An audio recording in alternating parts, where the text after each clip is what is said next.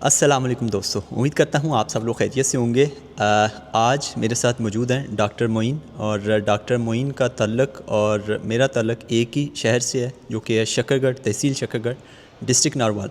और डॉक्टर मोइन ने अपना MBBS कंप्लीट किया था चाइना में और अभी फ़िलहाल चाइना में ही जॉब कर रहे हैं। एक पहले भी मैंने इनसे एक इंटरव्यू किया था और आज की वीडियो में भी MBBS के हवाले से बात करेंगे।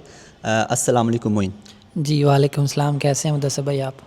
अल्हम्दुलिल्लाह मैं ठीक हूँ।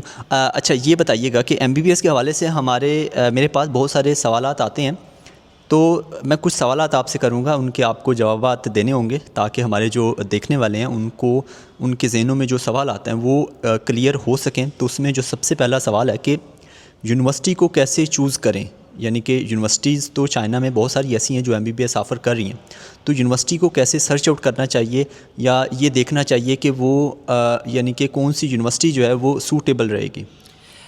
जी फ़र्स्ट ऑफ़ ऑल इसमें ये होता है कि आप सिंपली चैट जीपीटी से या गूगल से सर्च कर सकते हैं यूनिवर्सिटीज़, तो काफ़ी ज़्यादा यूनिवर्सिटीज़ आपको मिल जाएंगी।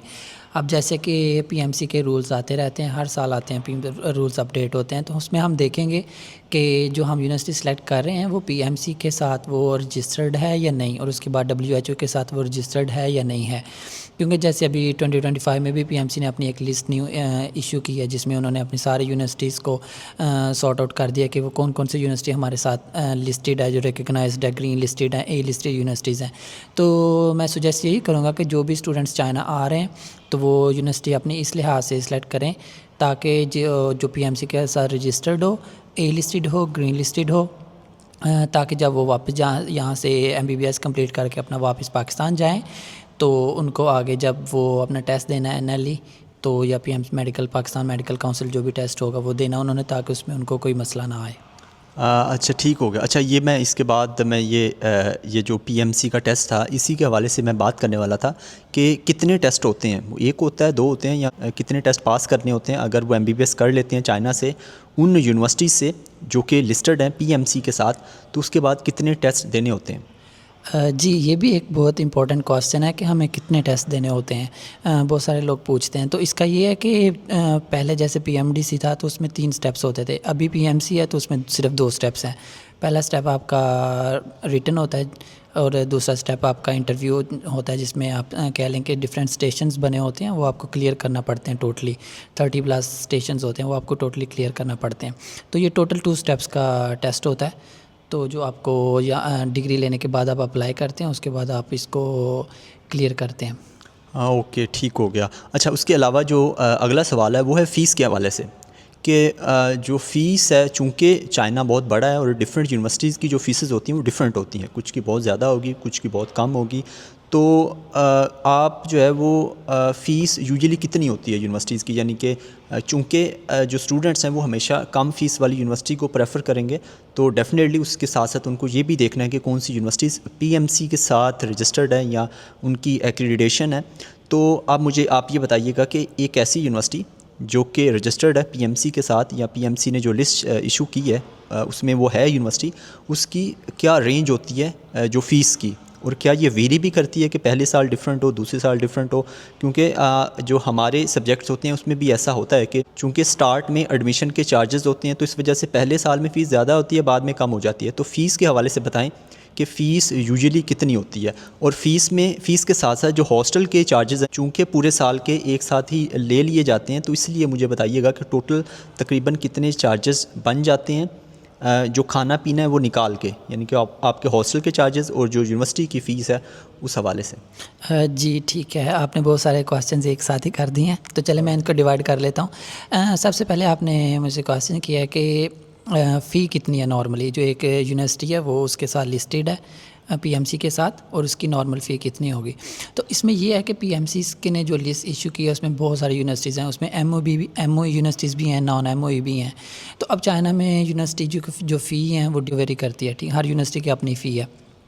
लेकिन एक नॉर्मल अगर हम बात करें, क्योंकि पाकिस्तान से जैसे आपने कहा कि स्टूडेंट्स को चाहिए होता है कि वो यही ढूंढते हैं कि हमारी यूनिवर्सिटी की फ़ी कम से कम हो, तो अगर हम एक एवरेज यूनिवर्सिटी की बात करें उस तरह, तो अगर हम बात करें तो वो 40,000, 45,000, 36,000 RMB जो कि पाकिस्तानी रुपयों में तकरीबन मेरा ख्याल 16 लाख रुपए बनते हैं, 40,000। तकरीबन तो इतनी भी फ़ी वाली हैं यूनिवर्सिटीज़।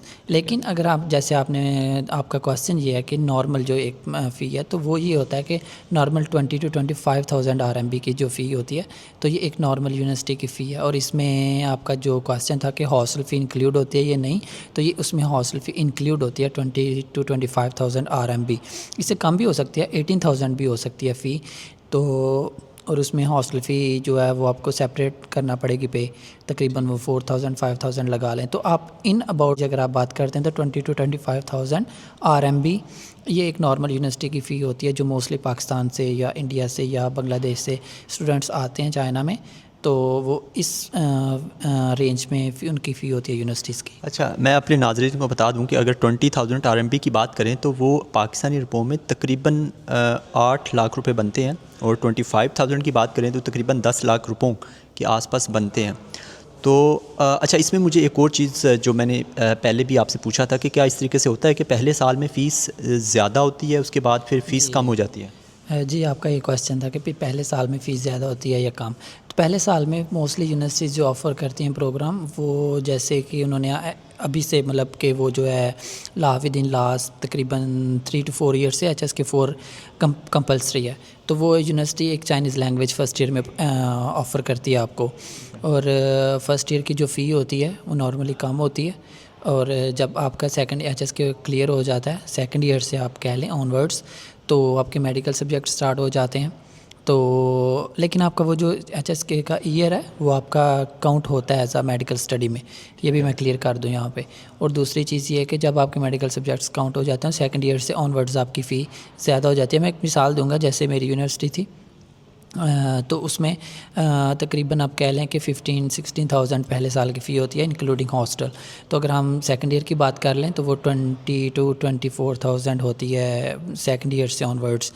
तो ये इसमें एक है कि सेकंड ईयर से जी ज़्यादा हो जाती है। सेकंड ईयर से ज़्यादा होती है। तो पहले 2016-2017 से पहले था कि वो सेम रहती थी, लेकिन उसके बाद जैसे HSK कंपल्सरी हो गया हुआ है, तो अभी ये है कि यूनिवर्सिटी में फ़ी जो होती है वो पहले साल कम होती है। ये मोस्टली यूनिवर्सिटीज़ का, लेकिन कुछ यूनिवर्सिटीज़ हैं जिनकी fee throughout the course medical course like 5 to 6 years वो सेम रहती है। अच्छा, इसमें जो लैंग्वेज के हवाले से बहुत सारे स्टूडेंट सवाल पूछते हैं कि क्या HSK लैंग्वेज सर्टिफिकेट चाहिए? HSK जो कि जिनको नहीं पता है मैं उनको बता कि जो HSK होता है वो HSK चाइनीज़ लैंग्वेज का सर्टिफिकेट होता है, और इसके डिफरेंट लेवल्स होते हैं, मैक्सिमम 6 लेवल्स होते हैं। तो बहुत सारे स्टूडेंट का ये सवाल होता है कि क्या HSK चाहिए MBBS के लिए? जो एडमिशन हमने लेना हो अगर, तो स्टार्ट में क्या HSK होना चाहिए चाइनीज़ लैंग्वेज का सर्टिफिकेट या नहीं? नहीं, स्टार्ट में अगर जैसे एडमिशन लेना, आपका क्वेश्चन ये है कि एडमिशन MBBS में एडमिशन लेने के लिए HSK चाहिए या नहीं चाहिए? नहीं, तो उसके लिए ज़रूरत नहीं है। क्योंकि जब आप यहाँ पे आ जाते हैं तो यूनिवर्सिटी आपको 1 ईयर का टाइम देती है, और उसमें आपको चाइनीज़ लैंग्वेज पढ़ाती भी है, तो जिसका ये होता है कि आप अपना HSK क्लियर करें। बाकी हर यूनिवर्सिटी का भी ये है, मोस्टली जो यूनिवर्सिटीज़ हैं तो उनका यही है कि वो first year language program offer करते हैं, जिसमें आपको HSK4 क्लियर करना पड़ता है, और सेकंड ईयर से आपके मेडिकल सब्जेक्ट स्टार्ट होते हैं। इन केस अगर आप क्लियर नहीं कर पाते तो इसमें 2 सूरतें होती हैं। कुछ यूनिवर्सिटीज़ आपको टाइम दे देती हैं कि आपके साथ साथ मेडिकल सब्जेक्ट्स चलते रहेंगे और आप HSK4 भी क्लियर करें, आपके पास लाइक 6 माह या 8 माह। लेकिन कुछ यूनिवर्सिटीज़ ऐसी होती हैं कि वो कहती हैं कि नहीं, जब तक आपको वो आपको दोबारा से उसी ईयर में वापस कन्वर्ट कर देती हैं ताकि आपका HSK4 क्लियर हो जाए, उसके बाद आपका मेडिकल स्टार्ट होगा। अच्छा, तो यहाँ पे एक बहुत इंपॉर्टेंट सवाल जो कि बहुत सारे स्टूडेंट्स के माइंड में भी आ रहा होगा कि क्या HSK पास करना आसान है, या क्या एक नॉर्मल स्टूडेंट अगर थोड़ी सी मेहनत करे तो क्या HSK4 जो है वो क्लियर कर सकता है? जी बिल्कुल, HSK4 क्लियर कर सकता है, और आई थिंक ये एक बहुत अच्छी चीज़ है। लाइक HSK4 अगर आपका क्लियर होगा तो आप चाइना में सर्वाइव कर सकते हैं। लाइक आप अर्ज होंगे इस चीज़ पे कि आपको चाइनीज़ लैंग्वेज सीखना पड़े, तो जिससे एक आपको पुश मिलेगा कि अपना HSK4 करना है तो आपको चाइनीज़ लैंग्वेज भी आएगी, जो कि आपका एक प्लस पॉइंट है। अगर आप चाइना में अगर अपना कैरियर आगे मास्टर्स भी परस्यू करना चाहते हैं तो आपके लिए एक अच्छा ये पॉइंट है। क्या और आपका जो क्वेश्चन है मेनली कि HSK4 क्या कर सकते हैं पास, तो बिल्कुल कर सकते हैं। उसमें तकरीबन HSK4 के 1200 वर्ड्स होते हैं, तो आप अगर इसको अपने 1 ईयर के 365 डेज़ पे डिवाइड भी कर लें तो इजीली आप कर सकते हैं, 1 साल में बहुत ज़्यादा टाइम होता है। अच्छा ठीक हो गया। अच्छा इसमें जो फ़ीस वगैरह की जहाँ पर हमने बात की थी, उस हवाले से एक और जो चीज़ मिस हो गई वो ये थी कि खाने पीने पे कितना ख़र्चा आता है। वो चूँकि वो तो तकरीबन सेम होगा हमारा जो यूनिवर्सिटीज़ में हम पढ़ते हैं वो, और जो मेडिकल जो कॉलेजेस में या मेडिकल की जो यूनिवर्सिटीज़ होती हैं वहाँ पे पढ़ते हैं, आलमोस्ट सेम होगा। तो आप भी बता दें ताकि जो स्टूडेंट एमबीबीएस के लिए अप्लाई करना चाहते हैं वो अपने जो अखराजात हैं वो उसी के अकॉर्डिंग देख लें कि क्या वो अफोर्ड कर सकते हैं या नहीं। तो ऑन एवरेज वैसे तो वेरी करता है सिटी टू सिटी, बाकी हर बंदे का अपना भी एक लाइफस्टाइल होता है, वो भी वेरी कर सकता है, बहुत सारे और भी फैक्टर होंगे, लेकिन ऑन एन एवरेज कितना जो एक्सपेंस है वो पर मंथ खाने पीने के लिए आ सकता है। जी, यही बात है आपकी जो आपने बिल्कुल बात की है कि लोकेशन पे डिपेंड करता है और उसके बाद अपने लाइफस्टाइल पे डिपेंड करता है। तो चाइना में जैसे कि मोस्टली स्टूडेंट्स का जो एक एवरेज, इसको इन चीज़ों का अगर हम साइड पे रखें तो ज़ाहिर सी बात है फिर अखराजात को आप बढ़ाना चाहें तो आप किसी भी हद तक लेके जा सकते हैं। तो एज अ स्टूडेंट मैं बात करूं अगर लाइक के स्टूडेंट्स का कितना आता है एवरेज, ऑन एवरेज अगर हम आरएमबी में बात करें तो 1000 टू 1500 1500 आरएमबी ये नॉर्मली आता है। 1000 से लेके आप 1200 लगा लें, 1400 लगा लें, 1500 लगा लें, एक नॉर्मल स्टूडेंट का आता है, ठीक है। तो फॉर 1000 इज़ लाइक इनफ, लेकिन अगर आप थोड़ा सा इजीली और मज़ीद ईजी हो गए तो आप हाँ यस तो 1500 इज़ इनफ। तो ये पाकिस्तानी रुपये में आप कह लें 40 to 60,000 बनते हैं। अच्छा चलें ठीक हो गया। अच्छा और लास्ट पे बात करते हैं एक तो एप्लीकेशन फ़ी के हवाले से कि क्या अप्लाई करने की एप्लीकेशन फ़ी होती है या नहीं होती, या ये वेरी करता है यूनिवर्सिटी टू यूनिवर्सिटी? बिल्कुल, ये यूनिवर्सिटी टू यूनिवर्सिटी वेरी करता है। कुछ यूनिवर्सिटीज़ की एप्लीकेशन फ़ी होती है, कुछ की नहीं होती। और ये जो एप्लीकेशन फ़ी होती है जब आप अपने कंसल्टेंट के थ्रू आते हैं, जैसे आपको पता होगा बहुत सारे यूनिवर्सिटी, ये भी मैं यहाँ पे क्लियर कर दूँ कि जब आप दूसरे मेजर्स में आना चाहें तो आप खुद अप्लाई कर सकते हैं, लेकिन अगर आप एमबीबीएस के लिए आना चाहते हैं, ये बहुत ज़्यादा एक इम्पोर्टेंट क्वेश्चन है यहाँ पे कि अगर आप एमबीबीएस के लिए आना चाहते हैं तो आपको अपने तौर पर कोई ना कोई कंसल्टेंट ढूंढना पड़ेगा, कोई ट्रस्टवर्दी कंसल्टेंट ढूंढना पड़ेगा आपको, जिसके लिए आप, क्योंकि हर बंदा, अब जैसे हमने लास्ट वीडियो में बताया था कि एक टाइप बी स्कॉलरशिप होती है तो हर बंदा तो अवेल नहीं कर सकता वो, तो ख्वाब तो होता है हर एक का कि एमबीबीएस करे वो, तो जैसे उनको कंसल्टेंट ढूंढना पड़ेगा। तो ये मोस्टली कंसल्टेंट्स एप्लीकेशन फ़ी को जो उनके चार्जेस होते हैं उनमें कवर करते हैं, और ये एप्लीकेशन फ़ी कुछ यूनिवर्सिटीज़ की होती है और ये इतनी नहीं होती, आप कह लेंगे 400 to 600 तक होती है, तो ये सारा उसमें हो जाता है कवर। अच्छा ठीक हो गया। अब आते हैं अप्लाई के हवाले से, आपने थोड़ा सा डिस्कस कर लिया कि अप्लाई आपने करना है कंसल्टेंट के थ्रू, लेकिन कंसल्टेंट आपने वो ढूंढना है जो ट्रस्टवर्दी हो, और फ़ीस हमने आपको बता दी है, बेहतर है कि आप खुद भी फ़ीस चेक कर लें, यूनिवर्सिटीज़ की वेबसाइट पे होती है ना फ़ीस वगैरह। जी, मैं यहाँ पे क्लियर कर दूँ, देखें यूनिवर्सिटीज़ की वेबसाइट पे भी होती है। इन केस अगर आप कहते हैं कि यूनिवर्सिटी की वेबसाइट पे लाइक कभी वो अपडेट नहीं भी कर रखी होती ना, तो जब आपको एडमिशन नोटिस मिलता है, लाइक वो तो फ्रेश होता है एडमिशन नोटिस, उस पर आपकी हर चीज़ मेंशन होती है, हर एक चीज़। तो मैं यही सुजेस्ट करूँगा कि आप अगर आप चाइना आ ही रहे हैं, आपने चूज़ कर लिया चाइना, तो आप एक अच्छा कंसल्टेंट भी चूज़ करें, ताकि कल को जो आपका टाइम भी बचाए, आपका एडमिशन भी सिक्योर हो, और आपके पैसे भी, जो मोस्ट इम्पोर्टेंट थिंग है, वो भी सिक्योर रहें। और इसमें एक और बहुत इंपॉर्टेंट चीज़, यूके के केस में भी यही होता है, यहाँ भी ऐसे ही होता है कि बहुत सारे ऐसे कंसल्टेंट होते हैं जो अपने मुनाफे की खातर, अपने पैसों की खातर जो है वो यूनिवर्सिटीज़ ऐसी चूज़ करती हैं जहाँ पे उनको ज़्यादा मुनाफा मिल रहा होता है या उनको ज़्यादा पैसे मिल रहे होते हैं, तो बेहतर है। अच्छा इसमें आपने बात की कि तमाम चीज़ें, तमाम जो एक्सपेंसेस हैं वो उसके ऊपर लिखे होते हैं एडमिशन नोटिस के ऊपर, और उसके अलावा कोई और फ़ीस वगैरह नहीं होती। हाँ, कंसल्टेशन के चार्जेस हो सकते हैं, बाकी कंसल्टेशन लेना, कंसल्टेंट जो है वो, जो कंसल्टेंट्स हैं वो बहुत अच्छा, वो अच्छी चीज़ है, वो एक किस्म की सर्विसेज प्रोवाइड कर रहे होते हैं। सर्विसेज प्रोवाइड करने के बिल्कुल चार्जेस होते हैं, कहीं भी जो है वो आपको फ्री में कंसल्टेशन नहीं मिलती, कंसल्टेशन के हमेशा चार्जेस होते हैं, और अच्छी चीज़ है, आप ले भी सकते हैं कंसल्टेशन, लेकिन उसमें फिर बाज़ का जो है वो 2 नंबरी कर जाते हैं, उसमें जो है वो गलत इन्फॉर्मेशन वो आपको देते हैं, जिस वजह से स्टूडेंट को नुकसान होता है। और देखिए यहाँ पे मैं एक चीज़ मेंशन करना चाहता हूँ कि बहुत सारे कंसल्टेंट्स अच्छे भी हैं, जैसे आपने बात की, ज़ाहिर सी बात है कंसल्टेशन एक अच्छी चीज़ है, वो सर्विसेज प्रोवाइड कर रहे हैं, और वो ना स्टूडेंट्स जैसे एफएससी के बाद स्टूडेंट्स वो होते हैं कि उनको एक पाथवे का पता ही नहीं होता, तो यहाँ पे आते हैं कंसल्टेंट्स जो उनको एक गाइड करते हैं। तो आप अच्छा कंसल्टेंट अपने लिए हायर करें, ज़ाहिर सी बात आपके फ्यूचर का सवाल होता है। तो मैं तो बस यही कहना चाहता हूँ, बाकी best of luck for everyone.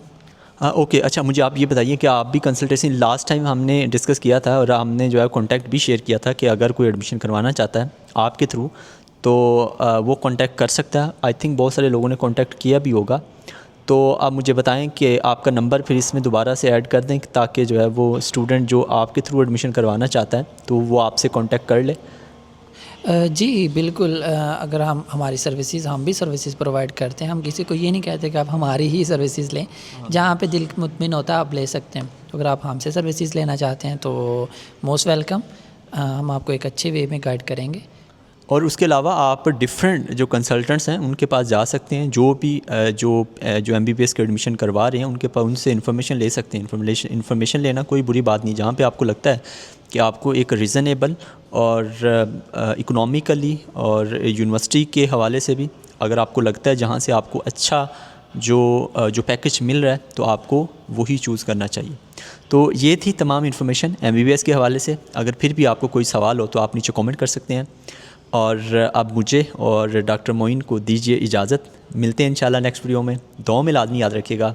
अल्लाह हाफ़िज़। अल्लाह हाफ़िज़।